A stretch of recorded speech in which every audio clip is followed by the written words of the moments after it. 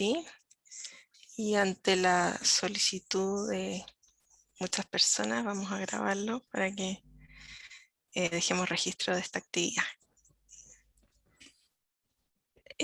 Para los participantes les va a aparecer un consentimiento de que se grabe el seminario, así que por favor no dejen de aceptar. Ok. Excelente.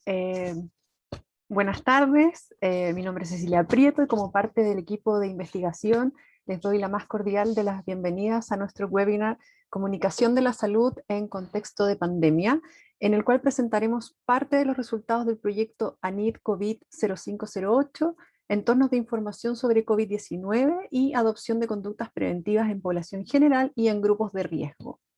La presentación del proyecto y de los principales resultados hasta ahora estarán a cargo de la directora del proyecto, la doctora Macarena Peñailillo, académica de la Universidad Diego Portales, y también a cargo de la directora alterna, doctora Verónica Rocamora, académica de la Universidad de Santiago.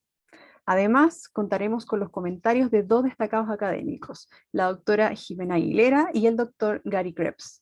Es importante señalar que la presentación del doctor Krebs será en inglés, pero tenemos disponible la traducción simultánea. Por lo tanto, para quienes lo requieran, para acceder a ella solo deben hacer clic en el icono de globo terráqueo que aparece en el menú inferior de la plataforma Zoom y seleccionar el canal español. Y ahí podrán escuchar la traducción. Si tienen preguntas para alguna de nuestras presentadoras, para las comentaristas, por favor, hacerlas llegar a través del chat en la plataforma Zoom, en donde la doctora Patricia Yungue, co-investigadora de este equipo, estará recopilándolas para hacerlas al final de los comentarios. A continuación, escucharemos a la doctora Macarena Peñailillo con una presentación general del proyecto y los resultados de la encuesta nacional sobre entornos informativos de COVID-19 en Chile. Muchas gracias, Ceci, por la presentación. Bueno, esta presentación tiene como objetivo un poco dar cuenta del proyecto en general y también contarles un poco sobre los hallazgos de la encuesta nacional que nosotros realizamos. Cecilia destacó, aparte del equipo, a mí y a Verónica como directora y directora alterna respectivamente, que vamos a estar a cargo de las presentaciones el día de hoy, pero además quisiera destacar a nuestros coinvestigadores, Patricia Yungue de la Universidad de Chile, Cecilia Prieto, la presentadora de la Universidad de Edimburgo, actualmente a punto de doctorarse, y Pablo Guzmán, también de la Universidad Diego Portales. Bueno, este proyecto surge como necesidad en el contexto de pandemia, porque partimos desde la premisa de que en este contexto de crisis sanitaria nosotros necesitamos acceso a información confiable, comprensible y oportuna para poder tomar decisiones y con eso generar estrategias de cuidado, ¿ya? Y a partir de esa premisa es que nos planteamos la pregunta acerca de, bueno, ¿cómo se constituye el entorno informativo de las personas en el contexto de la pandemia? ¿Cómo se vincula este entorno informativo con las percepciones de riesgo de las personas? Y cómo estos dos elementos inciden en la adopción y mantención de los comportamientos preventivos que son tan clave como parte de la respuesta a esta crisis sanitaria. Y para responder esta pregunta es que realizamos dos estudios de forma más o menos paralela. Por un lado, un estudio de tipo cualitativo que se concentró en lo que se llama poblaciones más en riesgo por el COVID-19, que son las personas mayores de 65 años y las personas que, siendo menores de esa edad, viven con alguna enfermedad crónica.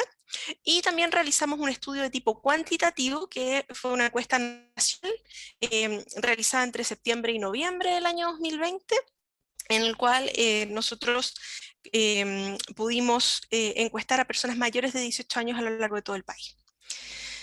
En cuanto a los focos del estudio, bueno, obviamente está la parte de los entornos informativos, donde nos concentramos en las conductas como la búsqueda de información, el escaneo de información y la evitación. También consultamos acerca de las fuentes informativas de las personas, los temas, y dentro de ese elemento también nos concentramos en la incidencia que han tenido las campañas preventivas. Y obviamente miramos los comportamientos como los comportamientos más individuales de cotidianos, mascarillas, lavado de manos, etcétera. También comportamientos relacionados con la estrategia de testeo, trazabilidad y aislamiento, y incluimos también la vacunación. Bueno, Como el objetivo acá es hacer una muy sintética presentación, yo elegí 5 puntos clave de los hallazgos que hasta el momento hemos recogido de la encuesta nacional. Uno de estos puntos es, un segundo, ahora sí, es que estamos ante entornos informativos saturados y marcados por la desigualdad. Un 46% de las personas que nosotros consultamos dijo presentó un grado de sobrecarga informativa. Esta es una experiencia de que hay una abundancia de información en nuestro contexto y además que esta información es confusa o errática. Más preocupante que eso es que un 68% está de acuerdo con la afirmación que después de un tiempo toda la información sobre COVID-19 suena igual. ¿Y a qué se debe eso? Bueno, obviamente lo que ya decía, mucha información que también se refleja en la medida de escaneo o exposición incidental a información. Un 89% de los consultados señalaron haber estado expuestos a contenidos sobre COVID-19 en los últimos 30 días. Un porcentaje menor, 40, dijo haber buscado activamente esta información. Cuando miramos un poquito más claro la búsqueda de información, vemos que por lejos los canales preferidos para buscar información son canales digitales. ¿Ok? Y si perfilamos a aquellas personas que buscan información, vemos que son mayoritariamente hombres, personas más jóvenes y personas con mayor educación, lo cual es bastante consistente con la literatura internacional en el área de la búsqueda de información de salud. Ahora, cuando miramos el escaneo, la exposición incidental, sin hacer esfuerzos activos, también vemos algunas brechas y la más interesante que me parece destacar es la brecha por edad. Acá vemos a las personas por distintos segmentos etarios, vemos que el escaneo, exposición incidental es más o menos parejo en todos los grupos, en tele, en internet y en redes sociales, pero si miramos al grupo de las personas mayores, la televisión es la fuente más importante y las internet y redes sociales son bastante menos relevantes para este segmento de la población. La evitación también nos da espacio para hablar de brechas. Si comparamos al grupo más educado con el grupo menos educado, vemos que el grupo de menor educación presenta niveles más altos de evitación de información. Esto es una escala de 1 a 4, una media de 2.49 comparado con una media de 1.42 en el segmento más educado. Algo similar, pero en menor medida ocurre cuando comparamos hombres y mujeres.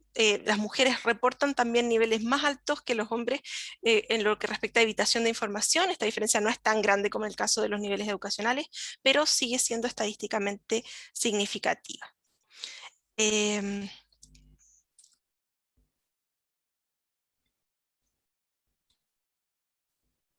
Ok, el segundo punto clave es dónde está depositada la confianza de las personas. Y respecto de esto, los resultados que nosotros encontramos son bastante consistentes con otros estudios que se han hecho sobre opinión pública en el contexto de la pandemia y muestran que en general las fuentes de perfil técnico, como por ejemplo los médicos, profesionales de la salud y el colegio médico son aquellas en las que las personas más confían y los canales de información, no sé, televisión, internet, incluso redes sociales tienen un nivel más bien medio de confianza. No es una confianza muy alta, pero tampoco tan baja, con excepción de las redes sociales que casi un 20% desconfía de ellas. En lo que respecta a la percepción de riesgo del COVID-19, nosotros encontramos que es bastante alta, un 67% de los consultados dice tener una percepción de que el coronavirus es una amenaza grave para su salud y se ve un incremento en la medida que aumenta la edad. Ya las personas mayores tienen una mayor percepción de riesgo sobre la enfermedad, lo cual es bastante razonable pensando en toda la retórica del año 2020, insistiendo en que es este el segmento de la población que está más en riesgo. La percepción de riesgo es bien importante como un antecedente para las conductas informativas. Se asocia positivamente a la búsqueda de información y también al escaneo, o sea, aun cuando es un esfuerzo menos activo que la búsqueda, también las personas perciben un alto riesgo, tienden a consumir información incidentalmente sobre la pandemia y se asocia negativamente a la evitación y a la sobrecarga. De alguna forma, si nosotros pensamos, podríamos haber esperado que, no sé, pues que la percepción de riesgo podría llevar a una mayor evitación, porque quizás hay como una especie de temor a la enfermedad. Vemos que sí, o sea, que percibir riesgo de alguna manera fomenta la adquisición de información. Y con respecto a los comportamientos preventivos, también vemos un rol bien importante. La percepción de riesgo se asocia positivamente con las intenciones de vacunarse, de hacerse exámenes, de aislarse, ya sea en casa, residencia sanitaria, también de las conductas cotidianas como el uso de mascarilla, la distancia, el lavado de manos, y se asocia de forma negativa con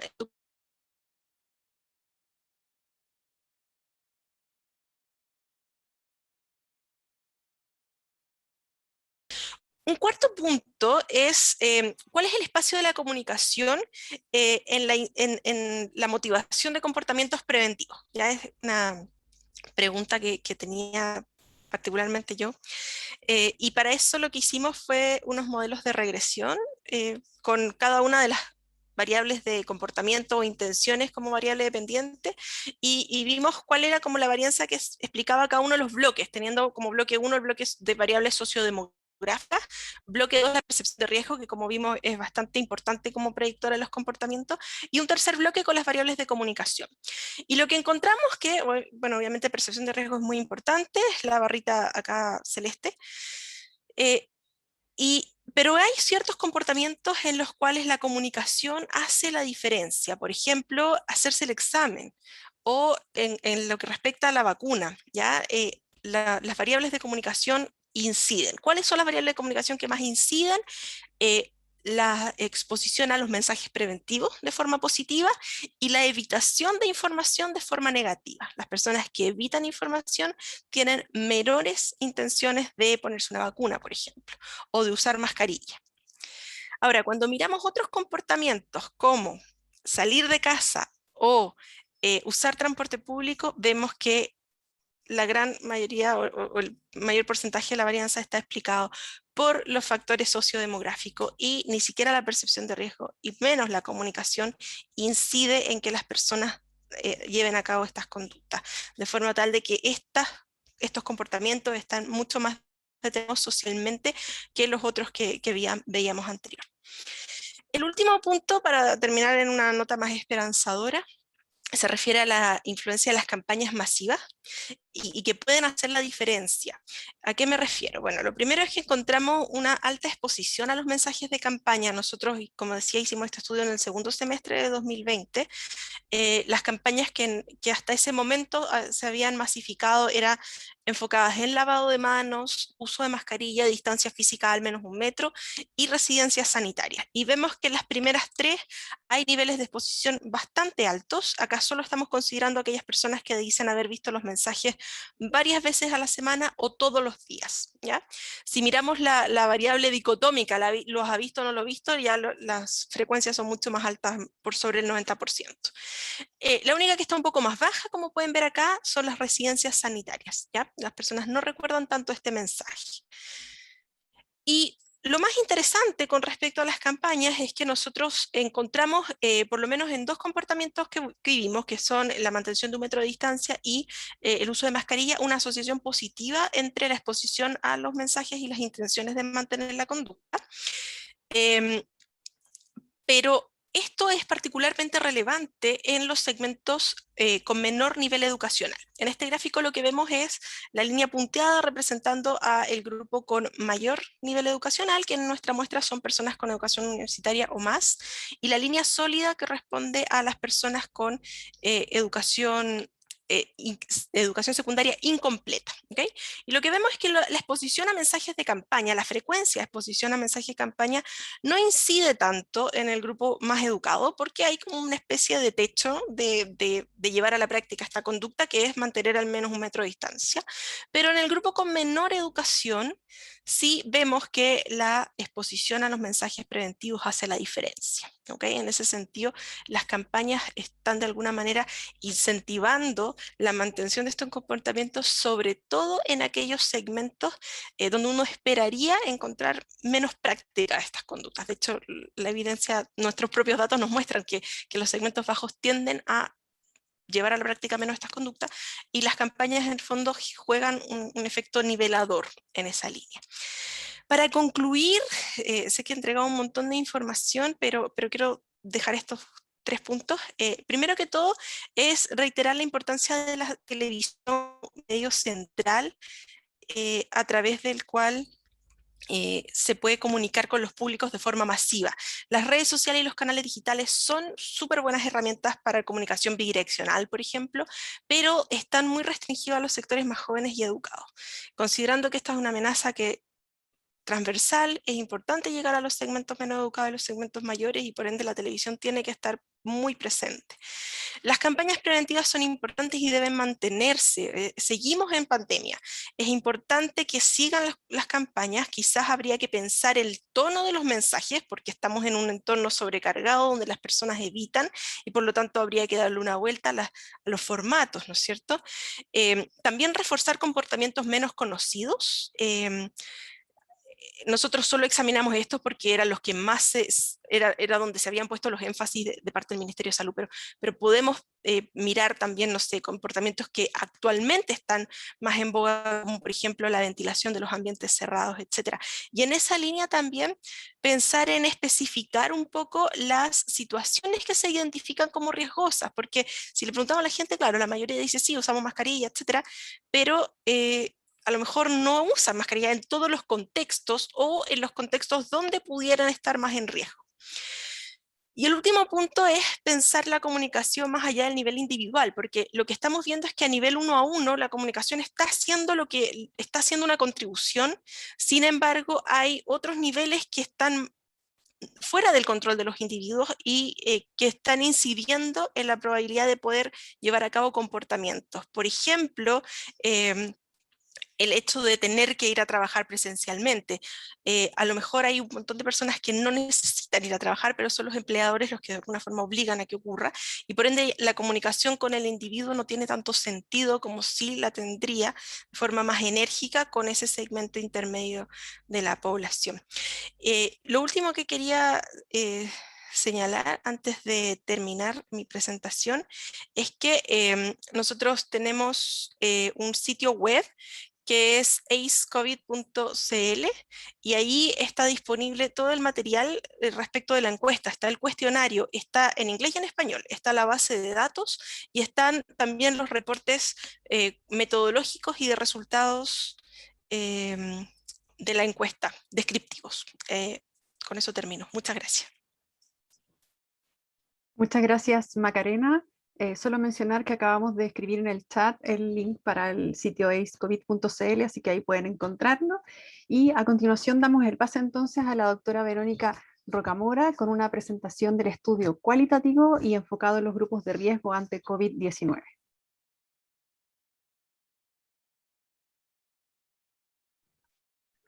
Bueno, muchas gracias, Ceci.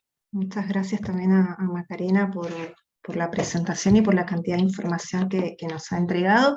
Bueno, y sobre todo, muchas gracias a todos y todas quienes nos están acompañando hoy por interesarse por nuestro estudio, y creo que sobre todo interesarse por la temática, ¿no?, de la comunicación en este contexto de pandemia que, bueno, no ha parado, creo, en toda esta crisis larga que estamos viviendo, de revelarse como un punto relevante, ¿no?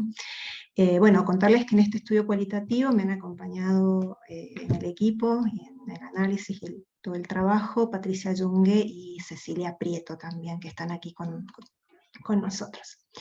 Bueno, contarles un poco más, bueno, Macarena ya anunció algunas características del estudio cualitativo, pero quiero contarles que, bueno, hicimos 90 entrevistas semiestructuradas de aproximadamente 1 hora, y dado el contexto tuvimos que hacerlo a distancia, ya sea vía telefónica o por plataformas como Zoom o WhatsApp, lo que bueno, ha implicado todo un desafío metodológico importante que dará también para conversarlo, para quienes también se dedican a la investigación.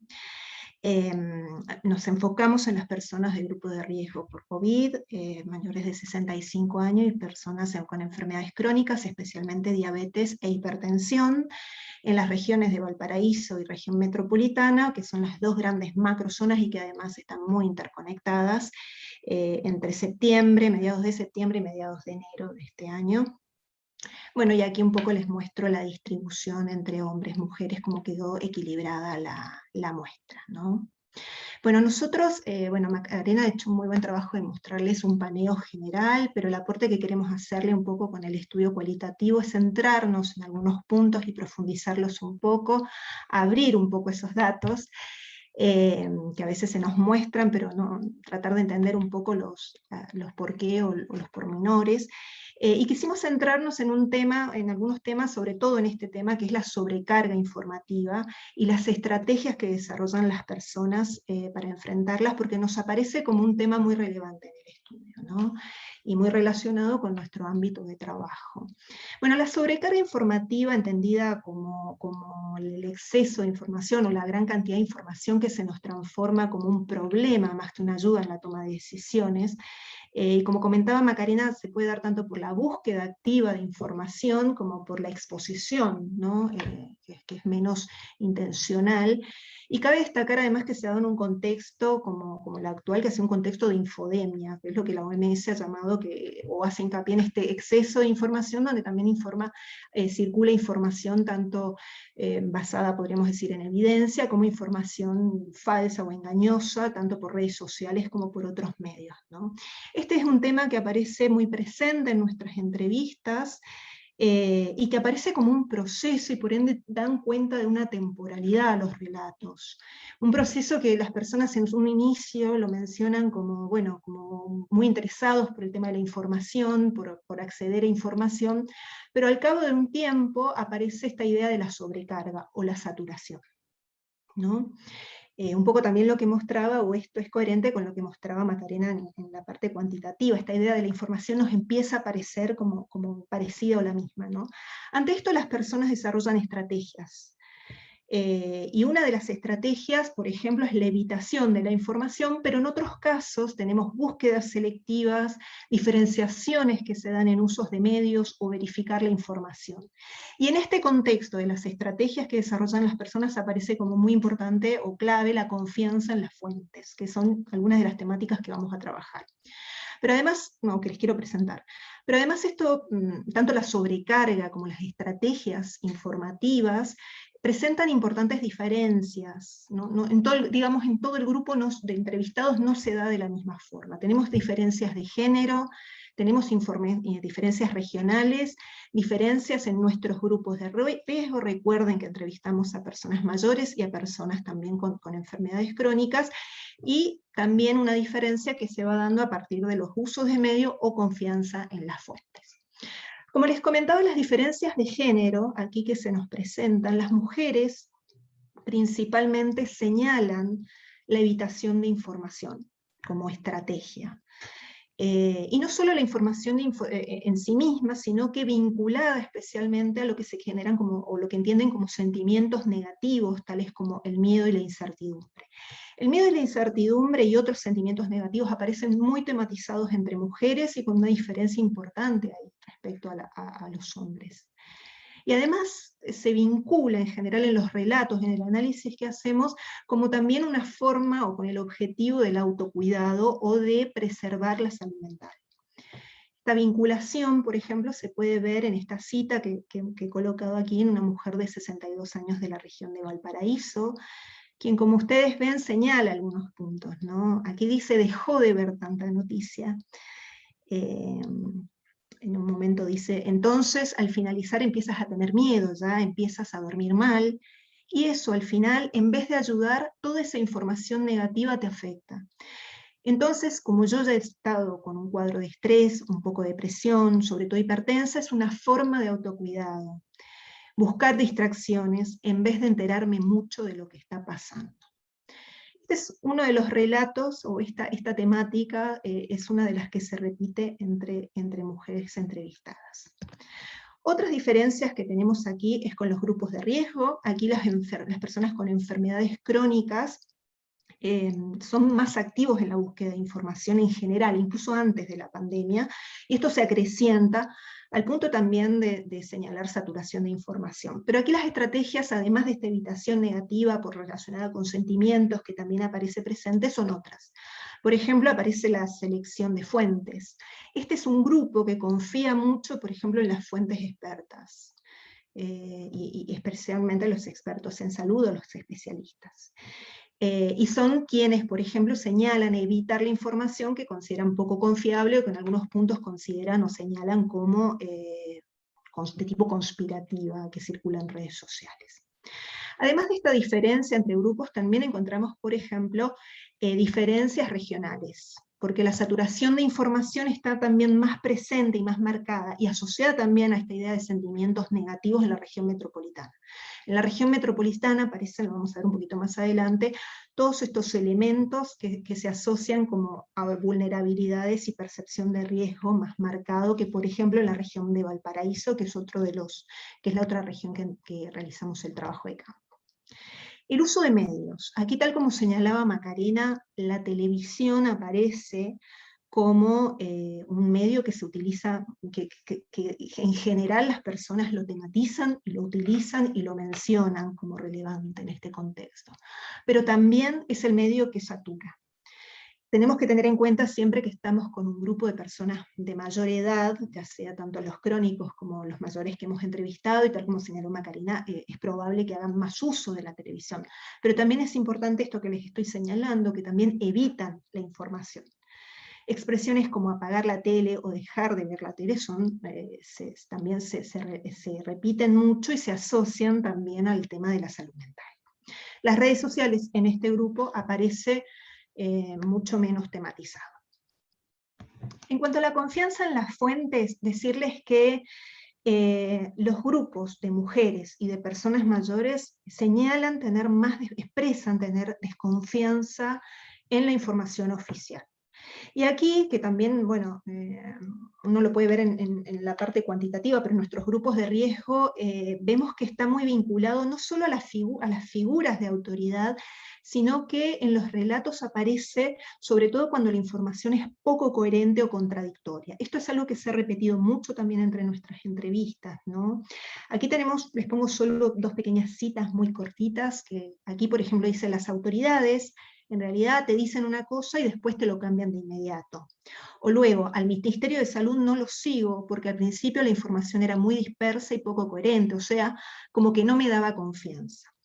La información coherente o la información contradictoria entonces se vincula también con estas ideas de evitación o desconfianza en las fuentes.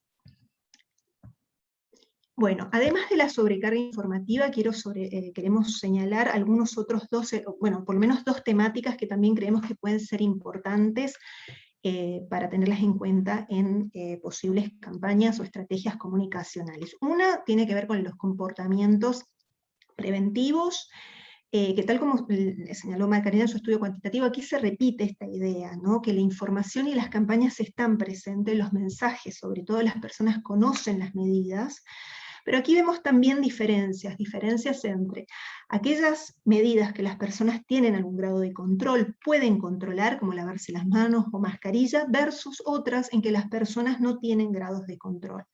Como por ejemplo, aquellas que dependen más de determinantes estructurales. Aquí es más importante, por ejemplo, y se da más la situación relacionadas con quedarse en casa, evitar aglomeraciones, la posibilidad del teletrabajo, que está más vinculada a personas con mayor nivel educativo, o personas, también entrevistamos a muchas personas mayores que tenían que salir a trabajar y a quienes las campañas y los mensajes de campaña o las medidas también sanitarias que se estaban tomando muchas veces se entraba en contradicción con ellas, ¿no? Porque efectivamente habían bastantes personas de las que entrevistamos que salían a trabajar.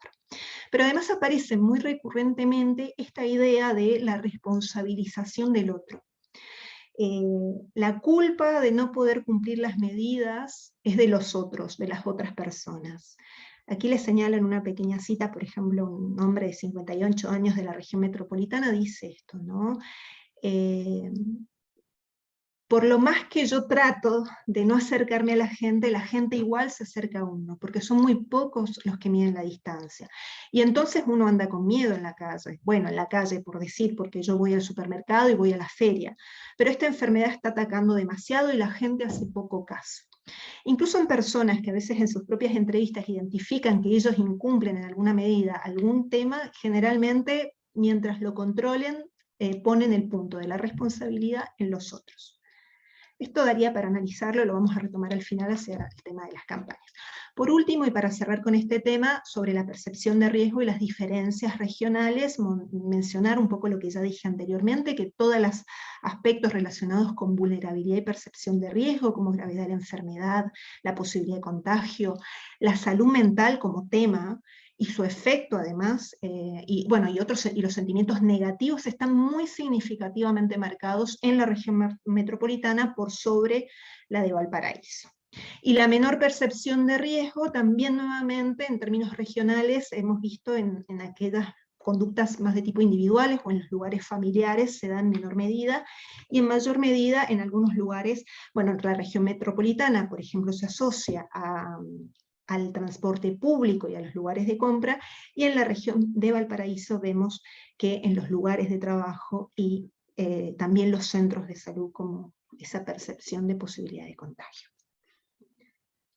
Bueno, con esto quiero cerrar, también sé que les he dado mucha información y todavía tenemos que dar cuenta del resto de los comentarios de nuestros invitados y las preguntas de ustedes, pero para cerrar y con algunas conclusiones, queremos señalar que hay que tener en cuenta que una comunicación efectiva en situaciones de riesgos no pasa de ninguna manera por comunicar miedo, o por repetir la misma información o por cantidad de información. Es necesario o tener en cuenta especialmente los efectos negativos que puede tener la sobrecarga informativa, al punto que podemos encontrarnos con que las personas eviten la información, que justamente es algo que no queremos. Es importante también como mensaje retomar el tema de la segmentación de las campañas. Sabemos que es algo que se conoce, sobre todo quienes trabajamos en comunicación, pero aquí se revela, sobre todo en estos grupos que hemos entrevistado, que hay diferencias de género, que hay diferencias en la percepción de riesgo, que hay, y en las conductas también, y en las formas de las estrategias informativas que tienen las personas, diferencias territoriales, diferencias que tienen que ver con los niveles educativos, y aquí muy importante tener en cuenta las inequidades y los aspectos estructurales donde la comunicación puede incidir y donde no. Por último, el tema de la responsabilización individual, que ha sido en gran medida muchas veces parte de las campañas que hemos visto, pero ver qué efecto, o preguntarnos, esto también dejarlo abierto como una pregunta, qué efecto puede estar teniendo en esta idea de responsabilizar al otro. No soy yo el que incumple medidas, sino que a veces, o no lo identifico así, sino que puedo, o pongo el acento en el otro. ¿En qué medida? Bueno, esta idea, un poco a lo que apuntaba Macarena en sus conclusiones, cuando no generamos una comunicación que apunte a un sentido colectivo, sino las responsabilizaciones individuales, de qué forma los sujetos, las personas, van internalizando esto y también se replica esto en alguna medida. Eso lo dejo abierto como una pregunta, pero que me parece que es parte relevante de las campañas. Y bueno, también cierro que muchas gracias. Muchas gracias, Verónica, por esta mirada cualitativa de los datos, y a continuación daremos inicio a los comentarios. Como comentarista tenemos a la doctora Jimena Aguilera, que nos acompaña acá. Ella es directora del Centro de Epidemiología y Políticas de Salud de la Facultad de Medicina de la Clínica Alemana, Universidad del Desarrollo. La doctora Aguilera es médico cirujana, especializada en salud pública, y se ha desempeñado, entre otras cosas, como directora del Departamento de Epidemiología del Ministerio de Salud en Chile, y como asesora principal en enfermedades transmisibles para la región americana de la Organización Panamericana de la Salud. En el marco de la pandemia del coronavirus, la doctora Aguilera ha sido parte del Consejo Asesor COVID-19. Bienvenida, doctora Aguilera, y tenemos también como comentarista al doctor Gary Krebs, director del Centro de Comunicación de Riesgo y Salud de la Universidad George Mason en Estados Unidos. Dr. Krebs es un destacado investigador y profesor en el campo de las comunicaciones, con cientos de publicaciones en revistas y libros académicos. Es asesor en materias de comunicación de la salud de organismos como la FDA, los Institutos Nacionales de Salud y los Centros para el Control y Prevención de Enfermedades. Además, fue el fundador del área de comunicación e informática del Instituto Nacional del Cáncer en Estados Unidos. Dr. Krebs lidera el programa Insights, un consorcio internacional que reúne investigaciones de más de 10 países sobre tendencias en información de salud, al cual está afiliado a nuestros proyectos ACE Chile y ACE COVID Chile. Bienvenido, doctor Gary Krebs. Empezamos con los comentarios de la doctora Jimena Aguilera. Muchas gracias. Bueno, primero, ¿se escucha bien? Sí, ya. Primero agradecer a las investigadoras por la invitación, porque me permitió conocer este estudio, y también me va a permitir escuchar los comentarios del doctor Krebs, que estoy muy interesada en escucharlo. Bueno, como especialista en salud pública, quisiera como destacar inicialmente que todo este tema de la adopción de medidas preventivas se inscribe en lo que es la modificación del comportamiento relacionado a la salud, que es una de las estrategias que usa la salud pública para prevenir y controlar las enfermedades, y que junto con la modificación de las leyes se considera una herramienta de salud poblacional que es muy, muy potente. Y lo importante que es entender que a pesar de que el comportamiento es un fenómeno complejo y que está determinado de forma individual, de forma colectiva y estructural, es posible modificarlo para bien y para mal. Y por lo tanto es susceptible de modificación, y para ello es necesario entender los factores que están influyendo en ello y el efecto que tienen las campañas, la comunicación que ha tenido en la pandemia es muy relevante, por lo cual yo saludo el objetivo del estudio, que creo que va a ser muy útil para la toma de decisiones. Durante los brotes de enfermedades y emergencias como la pandemia, específicamente, hay una aplicación muy concreta de la comunicación, que es la comunicación de riesgo, y en la cual la gente tiene que ser equipada, informada para seguir las medidas de salud pública, que se llaman medidas de salud pública o sociales, que son muy relevantes, especialmente frente a enfermedades emergentes en las cuales en este momento no se cuenta ni con vacunas ni con tratamientos, y por lo tanto confiamos directamente solo en las medidas de salud pública. Por lo tanto, requerimos que las personas adhieran al conocer, digamos, los síntomas y consultar rápidamente, y que sean aisladas, el aislamiento de los casos, a dar a conocer sus contactos para hacer la cuarentena, y por lo tanto ayuden a identificarlos, a que cumplan con las medidas de distanciamiento físico y social, a que fortalezcan las medidas preventivas individuales, el lavado de manos, el uso de mascarillas, el control de infecciones en los establecimientos sanitarios por el personal de salud, y además que se controle la transmisión en los viajeros, digamos, viajeros nacionales e internacionales. Todo ello requiere el conocimiento y la adhesión de la comunidad, y debe ser coordinado por la autoridad que está a cargo de responder a la pandemia, y debe basarse en una estrategia de comunicación efectiva. A estas medidas después se añade, cuando se cuenta con vacunas, la vacunación, y por lo tanto requerimos que la gente conozca los efectos de la vacuna, que sepa exactamente cuáles son los riesgos, y combatir la infodemia.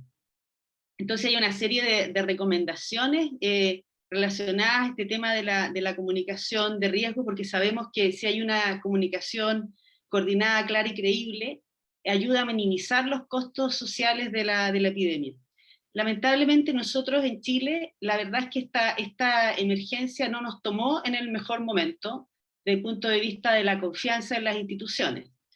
Nosotros estábamos justamente en medio de un estallido social, con un gobierno con una alta impopularidad, lo que ya da una entrada muy difícil por la crisis de confianza en general con las instituciones que se había estado viviendo durante mucho tiempo en Chile y en distintas instituciones, la iglesia, carabineros, gobierno, etcétera, digamos, políticos, el Congreso, una serie en el fondo, entidades en las cuales la gente tenía un cierto nivel de confianza y que estaban totalmente en crisis.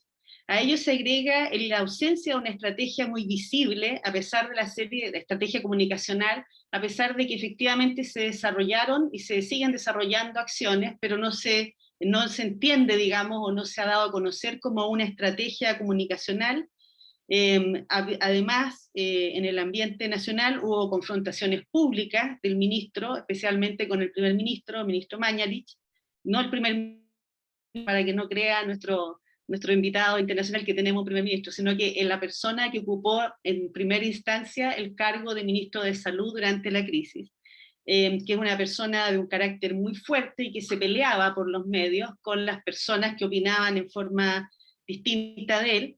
Fueron superadas en parte por el cambio de ministro, pero con el segundo ministro también ha habido eventos en los cuales hay confrontación pública, lo que también afecta la confianza de las personas en un ambiente general de desconfianza, el énfasis inicial en lo hospitalario, el escaso involucramiento de líderes comunitarios, el no tener aunada una voz científica y que además hayan surgido muchos actores científicos, digamos, científicos con expertise en áreas distintas de la epidemia, pero que súbitamente adquirieron una expertise increíble en brotes, y algunos posicionándose también políticamente a través de los golpes comunicacionales.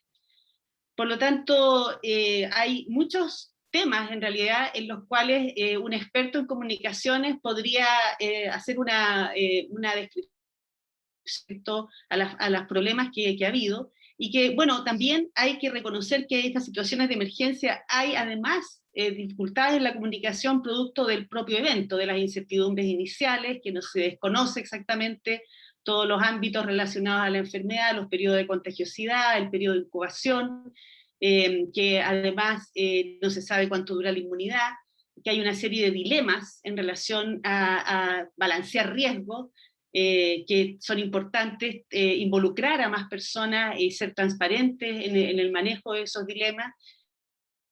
Circunstancias también la percepción de las personas es que hubo reaseguramiento, que también es algo que se recomienda no hacer, reasegurar respecto de riesgos que uno no sabe en realidad cómo va a evolucionar la enfermedad, entonces reasegurar que esto va en un cierto sentido y después falla ese pronóstico, digamos, y se pierde más la confianza. Diferenciar la ciencia de los juicios de valor, el poner en riesgo en perspectiva, es decir, ha habido una serie de elementos difícil, algunos elementos que son naturales a la situación de emergencia y a todas las incertidumbres que involucra una pandemia por un agente emergente en el que se desconocen muchos elementos al principio, y otros relacionados al contexto en lo que se encontraba el país y después al manejo específico que se ha hecho por parte de las autoridades de las comunicaciones. Con todo esto, me parece interesante los resultados del estudio, el que las personas han accedido a la información, escucha en la discusión, en las redes sociales, en las disputas, de que nunca se le ha informado a la gente, y ustedes por el contrario comprueban de que efectivamente la gente ha accedido a información, pero con saturación y sobrecarga y con desigualdad. Y esto lleva a esta evitación en los grupos más, socialmente más vulnerables, que yo creo que está vinculado al miedo y a la negación, que es uno de los elementos que ocurre durante una pandemia.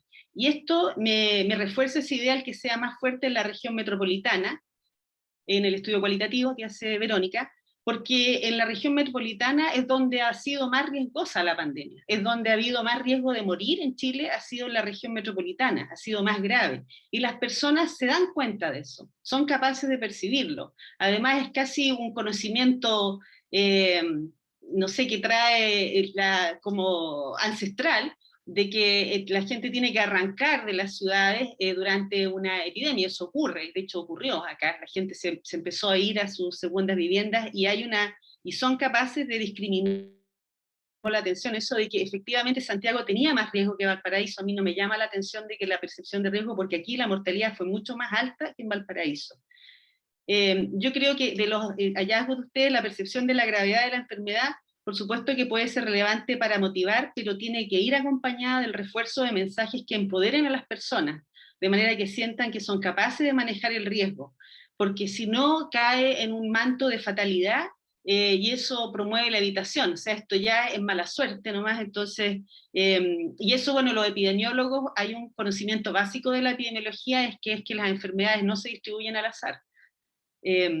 y por lo tanto uno tiene que tratar de reforzar esa ausencia del azar, de que uno puede, efectivamente hay algún rol del azar, pero uno puede ser capaz de reducir los riesgos a través de conductas que son las conductas que uno puede tomar y que Verónica encuentra también en su estudio, que las personas logran adoptarla, y de la importancia de este cambio de las conductas, que si uno quiere un cambio de conducta, que es en definitiva lo que persigue la comunicación de riesgo, requiere intervenir a nivel individual, a nivel de los pares comunitarios y a nivel estructural, que es la discusión que ha habido de que se tienen que generar condiciones sociales para que la gente mantenerse en la casa, y no basta con decir quédense en la casa si no hay un soporte adecuado para la alimentación, para que tengan recursos, etcétera. Y el tema que ustedes hablan de los pares, y que también es interesante este tema de que la gente confía en la familia, en la intervención de los empleadores, de los compañeros de trabajo, que en algunos ámbitos son muy relevantes en relación a las actitudes que toman las personas, sobre todo en los hombres, que son más relevantes el tema de los pares, laborales.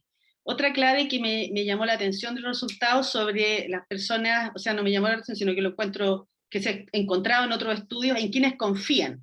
Las personas, en todos los estudios que yo he visto de la comunicación, aparecen los médicos, o sea, el personal sanitario y los médicos, profesionales de salud. Y eso es bien relevante en el sentido de la responsabilidad que tienen estos voceros, porque efectivamente al tener una alta confianza, el tener confrontaciones públicas por elementos muy técnicos, la verdad es que lo único que generan es pánico en la población, es miedo, y claro, ayuda al tema de que la gente se valora técnicamente y aparece representado en los medios, etcétera, como que sabe mucho, pero también como que hay una estrategia comunicacional de posicionarse en la controversia, y uno lo ha visto todo el año, y eso, la verdad, es que no contribuye a que las personas estén más tranquilas. Por ejemplo, lo ejemplifico con toda esta discusión de si la vacuna Sinovac es suficientemente buena para que uno tenga la posibilidad de tener los permisos que sean en Estados Unidos. Entonces, en esta discusión técnica,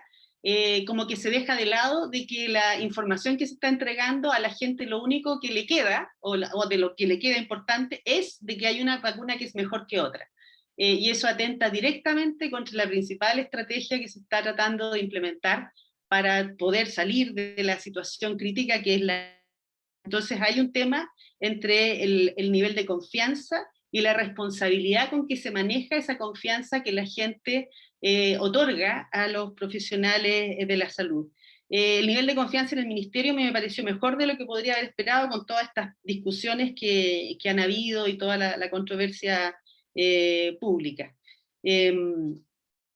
Yo creo que los resultados de ustedes demuestran una vez más que la comunicación puede modificar las conductas preventivas individuales, que se requieren más estructurales e intersectoriales para las medidas de distancia física.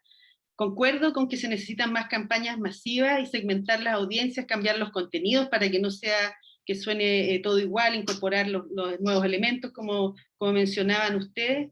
Y finalmente, como para terminar este comentario, me gustaría destacar una cosa que lo escribí, de hecho, para prepararme, de que estas acciones de cambio de comportamiento están dentro de las funciones esenciales de la salud pública, es decir, que son obligaciones indelegables de la autoridad sanitaria y constituyen un bien público, en el sentido de que su beneficio es universal. Es un campo de acción interdisciplinario esencialmente, y quizás por eso está la clave de la escasa relevancia que se le ha dado en la distinta administración de que han propendido enfoques tremendamente medicalizadores y que han desatendido sistemáticamente los servicios de salud pública. Y es así como nos vemos enfrentados a la peor crisis sanitaria de los últimos 100 años, careciendo de equipos entrenados en comunicación social y en el cambio de conducta de la autoridad sanitaria. Solamente contamos con profesionales de las comunicaciones que colaboran y hacen su mejor esfuerzo, porque hacen un esfuerzo, en un área dedicada predominantemente a las relaciones públicas de la institución y de las autoridades. Y esto es algo que yo creo que debemos cambiar para estar mejor preparados para la próxima emergencia, porque la comunicación de riesgo es una pieza central en las estrategias de la respuesta a crisis, y yo creo que el estudio de ustedes resalta la particular importancia que tiene la comunicación de riesgo. Muchas gracias. Muchísimas gracias por los comentarios, doctora Jimena Aguilera. Vamos a tener un tiempo después para preguntas y en general poder retomar algunos de los puntos. Y ahora vamos directamente con los comentarios de doctor Gary Krebs. Y les recordamos que para quienes quieran escuchar la versión en inglés, van al icono que está abajo donde dice español e inglés y ustedes seleccionan si quieren escuchar la traducción simultánea o en idioma original. Thank you very much. I really appreciate your inviting me to come speak with you today. I think that this is an issue that is equally important in every part of the world. When you talk about a pandemic, you're talking about a problem that doesn't just affect one country, but affects all countries. We're talking about a highly infectious virus that is spreading quickly, that is morphing and changing over time, that is new to us, that we don't know a lot about. So we continue to learn new things. When a pandemic like this hits, it's very difficult to respond to because we don't really know what it is. We don't know how it operates. We don't know what the risks are. We don't know what the strategies for addressing the problem are. We're learning as we go. Yet at the same time, the populace needs information. They need information to evaluate what the risk is, to evaluate their behaviors, to learn how to adapt, how to protect, how to adjust, how to get treatment, how to help their family members. They need information very much, but a lot of times that information is not readily available. So it's important that when the authorities, the health authorities and the government authorities send out information, that they let people know this is our best information now about this situation. This is what we know now. This is what we need to let you know. We know this is a difficult time for you, and we're going to try to help you. We're going to work on this together. So there's a need for both very good, accurate, up-to-date content information. This is what we know. This is what's happening, but also really sensitive, caring, and compassionate emotional information that says that we understand this is difficult for you. It's difficult for us. We're in this together. We need to work on this together. Unfortunately, in many countries, not just Chile, but in many countries, there's been a breakdown of both content information and emotional information. There's been a problem with providing people with the best information at the right time that allows them to judge the nature of the risk. And there also has been a lack of sensitivity to the levels of uncertainty, fear, discomfort, challenge, depression that this whole problem has faced. And so it's very easy for people to get frustrated, to say, I just don't want to hear anymore. I don't want to listen to this. I don't want to pay attention to it. I'm just going to try to listen to information that makes me feel good, that says this is not a big problem. I don't need to do anything. It will just go away. People love those self-serving messages, but you can't allow them to be misinformed. We have a responsibility. And not only do we have a responsibility to the individuals, but we have a collective responsibility because we're all in this together. We're all on this boat together. And if one person doesn't pay attention and doesn't listen, they're putting other people at risk. And so we need to really look at this in a very collective way. So I'm very pleased to see the kind of research that you're conducting. And I was very interested in hearing your results. It turns out that what you found is not very different from what we're finding in many other countries. That there's a big difference between different segments in the population about the way they respond. It turns out that people who are better educated and more affluent are more willing to hear the information. They may have better access to information.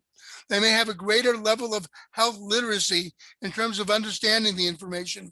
Many of the information channels are designed for these people.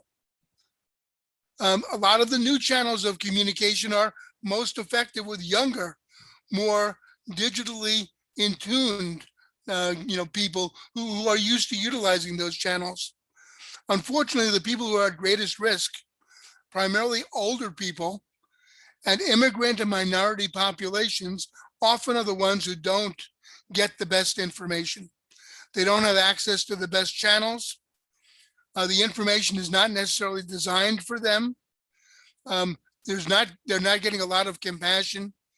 And because of that, we're seeing those populations get significantly more ill, higher levels of contagion, and a quicker spread of the disease. I want to make a couple comments about communication that kind of frames some of the issues that we need to be aware of. First of all, people don't like to deal with new problems. People like routine. People like patterns. They like living a comfortable life. They don't want to be told what to do. They want to do what they want. They want to go where they want. They want to eat what they want. They want to interact the way they like. They want to travel when they want to go. So if you're telling people not to do any of these things, you're aggravating them. You're making them unhappy. And they may not want to hear that message. So it's not an easy sell. So we need to realize that pandemic communication is very difficult because you're not providing with people with information that they're eager to hear. People are not saying, tell me more about what's going wrong. Tell me how terrible things are going to be. Tell me how many things I can't do anymore. They don't want to hear that. They want you to reassure them that everything is fine. And sometimes politicians and even health professionals succumb to the public demand and soft soap the idea. They can't decode it. They say it's much better than it really is. It's not really a problem.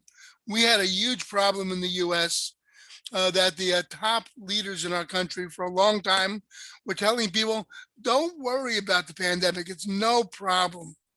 We have it totally under control. You don't need to do anything. Don't worry about those silly masks. We don't need that anymore. And people said, great, we love that. Thank you. And they felt vindicated in not following direction. Later on, when people said, no, you can't say that anymore, the people who were giving the negative messages were very begrudging about changing their tune because they were getting back good feedback. People loved them. They were giving them messages they wanted to hear. So they didn't really sell the alternative messages in a very strong way. And so this suggests that we really need to provide a consistent, clear, compassionate, and persuasive message to the public about what it is we want to do. And if that message changes, we need to explain why. It also means that people are very confused because this is not business as usual. And so regular, normal forms of communication don't operate nearly as well anymore. You need to engage in different forms of communication. We find that when people are confused, when there's high levels of uncertainty, we need more interaction. We need more feedback. We need people to be able to ask questions. Yet most of the ways that we communicate during a pandemic are one way. We're telling you what to do. We're giving you the information. And there's very little opportunity for people to ask questions, to seek clarification, to get examples, to identify strategies that they can use to try them out. There's few opportunities for them to interact with other people like themselves about these issues. And so it's a very lean form of communication utilizing one-way channels. So we need to think about communicating in many different ways. It means that we need to utilize a variety of different channels of communication, some of them more visual, some of them more active and engaging, like entertainment channels. We need to utilize networking channels where people can connect with people who they trust and they believe and they like, and they communicate the same with, like social networking channels. It can't just be messages on television or in the newspaper or online. It's got to be a variety of channels. Now, each of those channels have different capacities and strengths and weaknesses.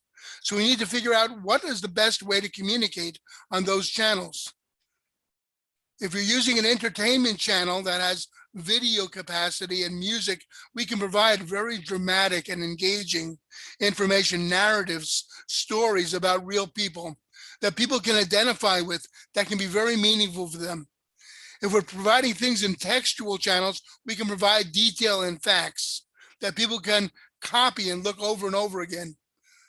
But neither of those channels provides lots of opportunities for feedback. So we need to figure out ways that we can engage people and we can communicate with them on multiple levels. We need to figure out who are the people that others trust. Who do you want to get information from? Who do you think will tell you the truth and help you? Now, fear is a really interesting thing in public health promotion. Fear is a really good thing when you have something scary to tell people, because they have something that they should be afraid of. But if the fear is too high and they don't know what to do about it, they're going to just try to minimize and habituate the fear, not pay attention to it. They're going to deal more with ways to overcome their fear than to overcome the problem. So you need to figure out ways to not only tell them what the problem is and why it's relevant to them, but also what they can do about it, and make them feel empowered. Make them feel that they have the ability to do something, and give them examples. Show them role models of people that were able to help, and give them a timeline.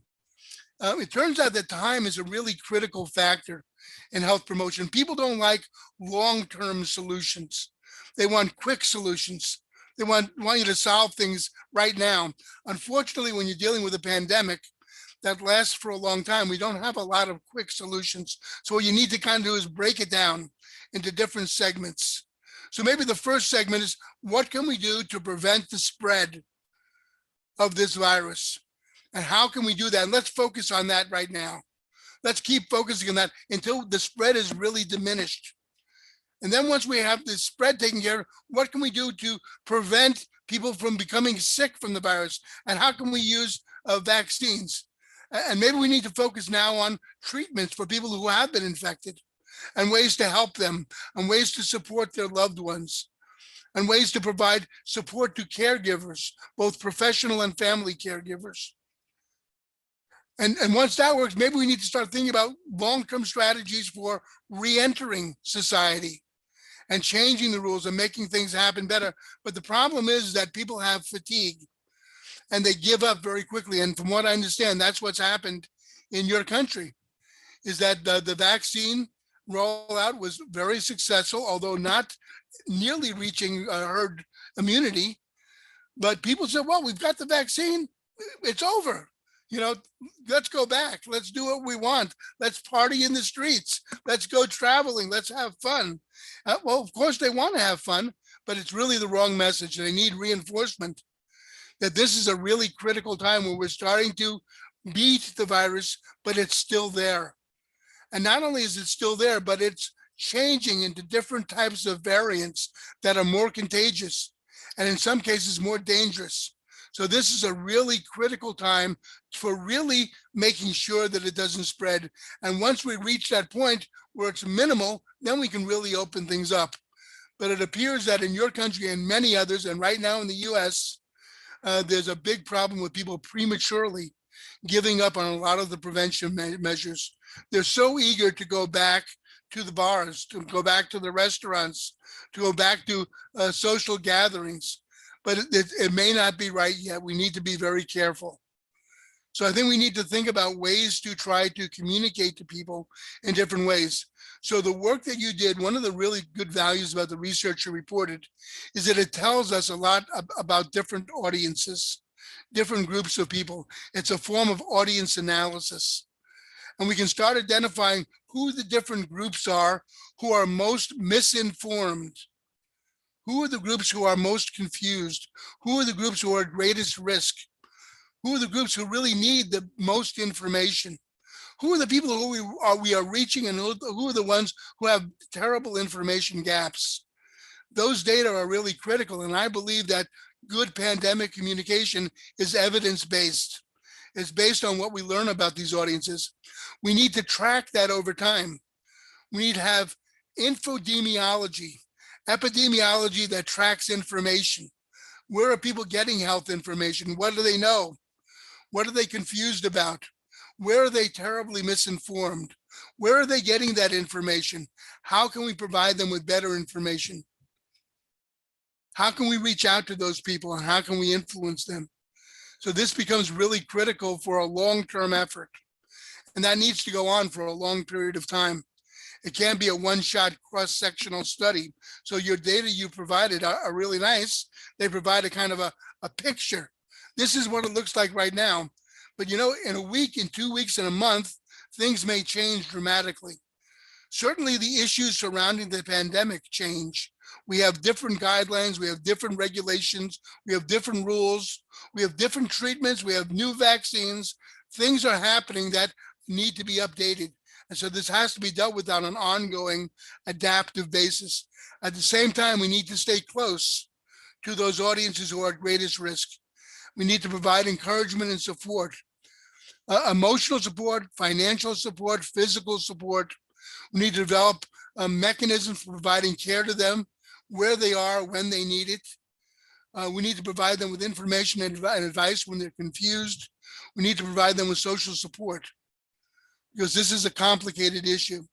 So I'm really pleased to see that you guys are taking the communication of health information very seriously. It is a very important issue and it's a very complicated one. It demands strategic, evidence-based communication, and it demands great compassion and building of trust. The countries that have done the best job responding to the pandemic have utilized a combination of good, updated content information and very caring and supportive emotional information, where they've built a sense of community and people are on the same board. I think every country has to emulate that. Eventually, I'd like to see more collaboration across countries so that we can attack these issues together. It's not just a community within each region or within each country, but it's a global community. We're in this together. And there's a lot that we can do to not only respond to this pandemic, but prevent it from happening again. So we're learning as we're going and we're adapting, and the communication process is essential. Thank you very much for the opportunity to give you some of my remarks. Muchas gracias, doctor Gary Krebs, por sus comentarios y reflexiones en torno a cómo salimos del miedo en la comunicación y avanzamos en la compasión. Plantea muchos desafíos. Agradecemos a todos los comentarios y preguntas que nos han dejado en el chat. Y ahora la doctora Patricia Yungue nos va a hacer unas 2 o 3 preguntas para los panelistas. Sí, buenas tardes. Agradezco las preguntas que están muy interesantes y los comentarios también. Por el tiempo vamos a hacer unas 3 preguntas solamente. Hay una serie de comentarios y preguntas que fueron surgiendo y que en cierta medida están respondidas y desarrolladas en las exposiciones de la doctora Aguilera y del doctor Krebs, pero de todas maneras las voy a mencionar por si ellos quieren profundizar en algo. Se pregunta en primer lugar, o se comenta en primer lugar, que las campañas de comunicación actual destinadas a las personas que están en cuarentena carecen de contenidos que ayuden al autocuidado de las personas que están encerradas, a que se alimenten bien, a que se ejerciten bien, a que ejerzan autocuidado y así no desarrollen otro tipo de enfermedades que en última instancia va a saturar el sistema también. En el mismo tono de esta dualidad que planteó el doctor Krebs entre lo técnico y lo emocional, también se comentó de que los informes oficiales tienen un foco cuantitativo y técnico que satura y que termina siendo poco comprensible para las personas y no les permiten en el fondo manejar el riesgo, ¿no es cierto? Y en tono de preguntas, se preguntó también cómo podría lograrse una comunicación de riesgo efectiva por parte de la autoridad sanitaria que no generara sentimientos de estrés o miedo y que generara más confianza. No sé si los panelistas quieren reforzar algo respecto a estos puntos.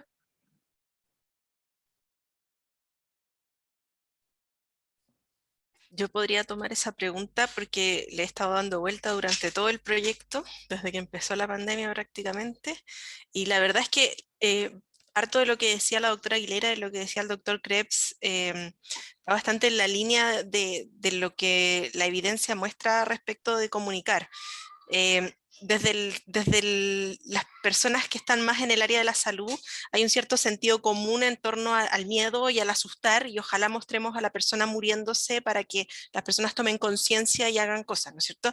Sin ir más lejos, hubo una campaña de gobierno que no fue del Ministerio de Salud, sino que fue de la subsecretaría, o sea, de la Secretaría de Comunicaciones, que estaba muy orientada a eso, nos mostraba como una imagen chocante de hospitalización, de persona grave en el hospital, etc. Y claro, lo que nos muestra la evidencia en comunicación de años es que cuando el miedo como reacción emocional supera la posibilidad de procesar esa información y la respuesta, generalmente pasa un efecto inverso, o sea, se evita la información, las personas niegan la amenaza, etcétera. Entonces, no es una herramienta recomendable necesariamente. ¿Qué es lo que nos dan cuenta nuestros datos? Nos dan cuenta, por ejemplo, de que las personas, los profesionales de la salud son muy importantes como fuentes informativas. Pero acá yo creo que la doctora Aguilera da en el clavo. El problema es que no necesariamente el ministerio como ente que centraliza la información está dialogando con los profesionales de la salud y está trabajando con ellos como un canal intermedio con la ciudadanía. ¿Ya? Esa articulación es bastante importante de modelos de comunicación que se basan precisamente en atacar a distintos niveles, atacar es una pésima palabra, pero como llegar a distintos niveles, considerando que estas fuentes son más persuasivas, podemos reclutar a esas fuentes y de alguna manera también convencerles de un cambio de actitud, porque es real lo que dice la doctora Aguilera. Hay muchos profesionales y expertos que de alguna manera han rivalizado durante toda la pandemia con el gobierno y eso no contribuye a una como construcción colectiva del abordaje. Creo que falta estrategia de comunicación y eso se nota precisamente lo que dice la doctora Aguilera. Tenemos buenísimos profesionales de las relaciones públicas, del manejo de los medios masivos, pero no hay estrategas de comunicación con estos conocimientos conceptuales y teóricos que estén guiando el desarrollo de las campañas. Otro punto que yo lo quiero hacer porque es como una obsesión que tengo, que es que el desarrollo de campañas en el aparato público es muy burocrático. Tiene que ver con que estamos gastando plata pública, obviamente, pero es muy lento el desarrollo de una campaña, tiene que pasar por muchos filtros, tiene que ir a la licitación pública y todo, y eso va en contra de la rapidez para la respuesta que se necesita en un contexto de crisis. Yo creo que ahí también hay un bache importante en la comunicación. Y voy a dejar de hablar para que podamos escuchar alguna pregunta adicional. ¿Algún otro comentario o respuesta a los panelistas o paso a la pregunta siguiente? Vamos a la siguiente. Paso. Bueno, hay dos preguntas más que son específicamente para la investigación que se presentó al comienzo, que presentó Macarena y Verónica. Una va en la línea de esta comunicación desde lo individuo, hacia lo individuo o hacia el sentido comunitario, ¿no? Es una pregunta de Javier Alamasa que dice, ¿cómo creen que la responsabilización del otro puede afectar la autoeficacia que tienen las personas?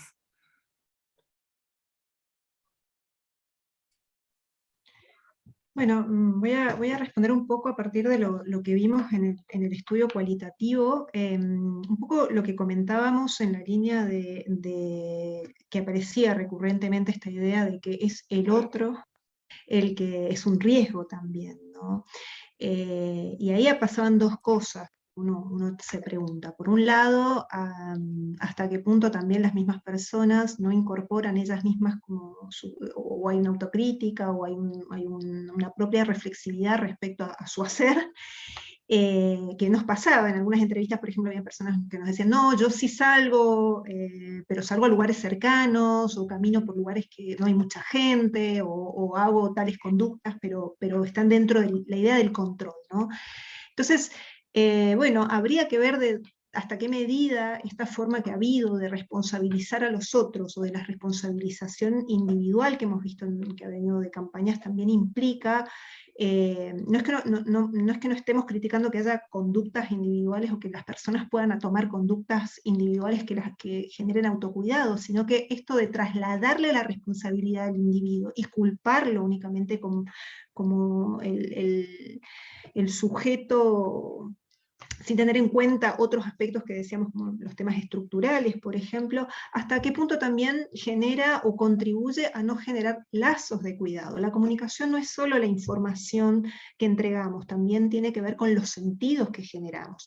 Y acá hemos estado muy ausente en esa generación de sentidos, de los sentidos colectivos de cuidado, por ejemplo. Entonces, la responsabilización pasa también a ver al otro como un enemigo, no alguien a quien debo cuidar. Y yo creo que en esa línea podríamos trabajar, haber generado más comunicación en esa línea, más que responsabilizar al otro y que el otro pase a ser un enemigo, es alguien a quien también yo con mi acción me autocuido, pero también contribuyo a salir de esto. Esto no se sale solo. Y bueno, en la línea de un poco de lo que veníamos generando, o de lo que me llamó mucho la atención, lo que mencionaba el doctor Gary Krebs, de la idea de la compasión, ¿no? De la compasión como también una forma de, o un sentido que también podemos trabajar desde la comunicación. Gracias. Bueno, y por último, si bien este estudio se llevó a cabo previo al inicio de la campaña de vacunación, se hicieron preguntas respecto a la disposición, ¿no es cierto?, a vacunarse. Hay una pregunta en ese sentido para la última presentación, perdón, se refiere a la presentación del estudio cualitativo de Pamela Rivero, dice, en términos de las conductas en entornos de riesgo y salud pública, ¿qué pasa específicamente con la vacuna? ¿Qué motiva finalmente a las personas con mayor riesgo a vacunarse en términos informativos? Bueno, tal como comentaste, Patricia, el estudio se hizo previo a que estuviera disponible la vacuna, y bueno, varios estudios que hemos venido siguiendo muestran que había muchas conductas, por ejemplo, en las personas que tienen reticencia a la vacunación antes de que la vacuna estuviera disponible y después. Por eso la respuesta hay que entenderla, o voy a tratar de responder un poco en torno al estudio que hicimos nosotros, digamos, y a la información que levantamos, pero también hubo información en el ámbito cualitativo y también cuantitativo, ¿no? Han habido algunas diferencias que hemos podido percibir en términos, por ejemplo, de género, a las que también es la misma mensaje que dimos anteriormente, atender a las dudas y a las necesidades comunicacionales distintas que pueden tener los distintos grupos. Nuevamente voy a retomar lo que decía el doctor Gary Krebs aquí. Muchas veces se hace énfasis en las campañas y en la información que entregamos, pero la comunicación entendida así como la estamos trabajando también puede aportar, y es un poco lo que hemos querido hacer con este estudio, en escuchar a la población, levantar información desde la población y ver cuáles son las necesidades comunicacionales. En términos de la vacuna, entender que las dudas en vacunas pueden ser válidas, las personas pueden tener dudas. El tema aquí es en quién están confiando entonces o en qué estrategia están usando cuando tienen dudas. Creo que es un error inmediatamente catalogar a la gente que tiene dudas como, por ejemplo, antivacunas. Hay dudas que son válidas en la población, ¿cómo las trabajamos? Y bueno, volviendo al tema del estudio, aquí ha aparecido clave el personal de salud. Entonces, ese es el personal que, bueno, podemos confiar en que entreguen mayores y mejores mensajes en torno a vacunación, pero además la gente también confía en su entorno cercano. Hemos visto, hay diferencias también territoriales y de género allí. ¿Qué pasa entonces? Que podemos trabajar con otros canales y otras vías, y multiplicar las vías de comunicación y las personas que comunican al respecto. Y por último también, bueno, volver al tema de las confianzas, ¿no? En quién confían las personas, y eso pasa a ser muy importante. Y por último decir que el tema de la información contradictoria aparece como un tema relevante en cuanto a evitación y también en este tipo de mensajes. No han ayudado nada los debates y las dudas los debates públicos que han habido en torno a, o las contradicciones más bien en mensajes que han aparecido. Creo que por ahí se puede trabajar en la línea de lo que planteaba la doctora Aguilera. No sé si ahí, Macarena, quieres agregar algo del estudio cuantitativo. No, pero creo que has cubierto excelentemente la pregunta. Yo solo quería aprovechar de agradecer a las personas que se conectaron, agradecer a la doctora Aguilera, doctor Krebs, a obviamente los miembros del equipo. Y nada, Ceci, tú cierra nomás. Nuevamente muchas gracias a todas y todos quienes se conectaron, a nuestras panelistas, la doctora Verónica Rocamora, la doctora Macarena Peñalillo, y a nuestros comentaristas, la doctora Jimena Aguilera y el doctor Gary Krebs desde Estados Unidos. Eso, muchas gracias, muy buenas noches. Gracias. Take care. Be well. Thank you, Gary. Great presentation. Gracias, doctora Aguilera. Súper bueno. Gracias.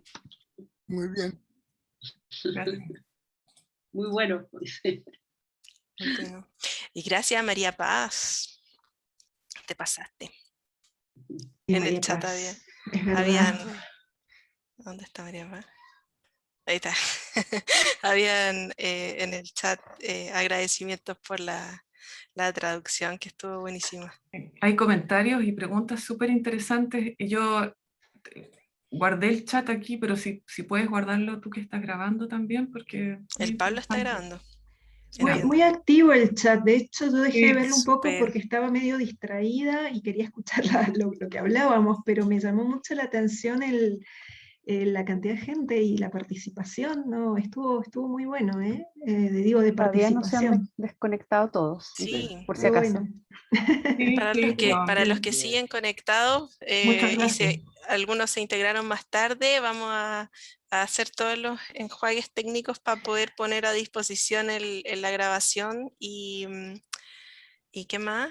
Y nada, no olviden revisar nuestro sitio, hemos hecho un esfuerzo por compartir todo el material de lo que presentamos.